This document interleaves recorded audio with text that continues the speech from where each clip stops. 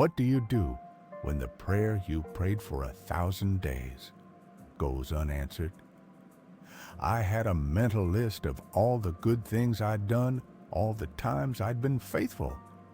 I presented my case to God like a lawyer, confident He'd see it my way. My request was simple: heal my marriage.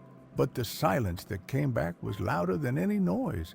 Every night I'd lie in bed, staring at the ceiling, the space between me and my husband feeling like 1,000 miles. I prayed the same words, but they just hit the ceiling and fell back down.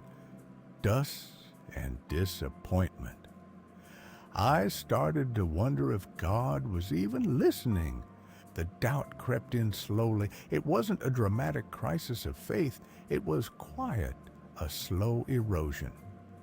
I stopped expecting an answer. I went to church, smiled, said amen, but inside I was waiting and angry.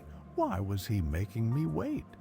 Forgiveness felt impossible. Hope felt naive. I was tired of fighting for something that felt gone. The turning point wasn't sudden. It was a Tuesday. I was so weary of my own thoughts, my own failed efforts, that I just gave up. I sat on the edge of the bathtub and whispered, "I can't do this anymore. I have nothing left. If you want this, you have to do it. I surrender. Not my will, but yours." It wasn't a pretty prayer. It was a white flag.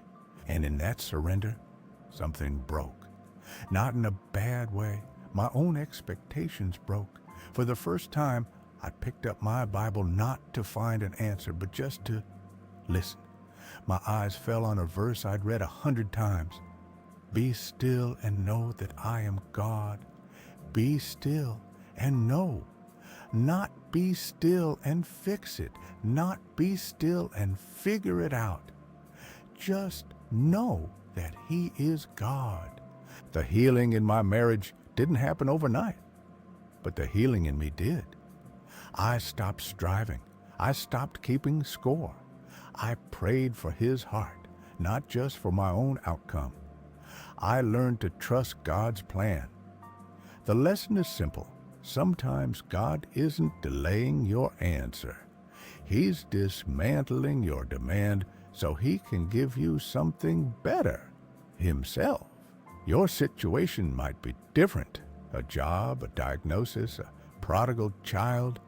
The invitation is the same. Surrender the how. Surrender the when. Just be still and know He's got you. Even in the silence, especially in the silence, He's got you. If this story touched you, don't forget to like and subscribe for more Christian stories.